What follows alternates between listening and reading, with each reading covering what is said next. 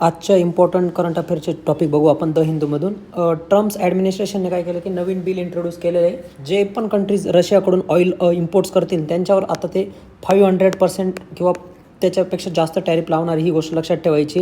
मग आपल्याला इम्पॅक्ट काय होऊ शकतो आपल्या इकॉनॉमीवर लक्षात ठेवायचे, कारण आपण 10 to 15% जो ऑइल इम्पोर्ट आहे हा सध्या रशियाकडून करतो आहे. त्याच्याशी रिलेटेड ही आर्टिकल आहे. मग बघा त्याच्याशी सगळे आपल्याला माहिती पाहिजे की टॅरिफ अथॉरिटी काय आहे, त्याच्यानंतर कोणकोणत्या गोष्टी आहे. कालच एक अजून न्यूज घडली की रशियाचे जे ऑइल टँकर्स होते जे व्हेनेझुएलामधून ऑइल घेऊन जात होते त्यांना पण त्यांनी ब्लास्ट केलं, हे पण आपल्याला लक्षात ठेवायचं आहे. त्याच्यानंतर इंडियाचा जो ग्रोथ रेट राहणार आहे तो 7.2% राहील, असं एक अझम्पशन आहे. मग आपल्याला लक्षात ठेवायचे की ग्रोथ रेट काय असते, डेव्हलपमेंट काय असते, याच्याशी रिलेटेड. त्याच्यानंतर पुढचं आपण बघू. हे एक इम्पॉर्टंट आर्टिकल आहे, voice for people driven conservation. Madhav Gadgil समिती आपल्याला माहिती असेल तर त्यांचं आत्ता निधन झालेलं आहे. मग त्यांच्याशी रिलेटेड आपल्याला माधव गाडगीळ समिती कशाशी रिलेटेड होती ती गोष्ट माहिती पाहिजे. कस्तुरी रंजनसुद्धा चर्चेत होते, त्यांची पण डेथ झालेली. तर ते दोघंच्या दोघं वेस्टर्न घाट जे आपले प्रोटेक्शनची रिलेटेड कमिटीचे अध्यक्ष होते, तर ती एक गोष्ट लक्षात ठेवायची.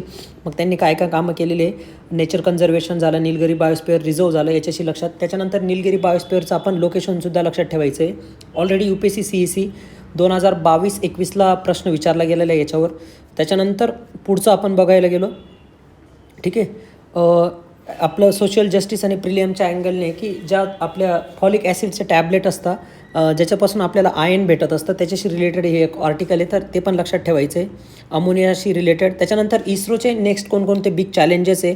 आता आपल्याला माहिती असेल की आपण चांद्रयान 3 केला, आदित्य L1 केलं, आपलं निषाद मिशन पण चालू आहे. आता जे नेक्स्ट मिशन येणार आहे किंवा इस्रोसमोर कोणकोणते चॅलेंजेस आहे याच्याशी रिलेटेड आपलं आर्टिकल आहे आणि ते लक्षात ठेवायचं आहे.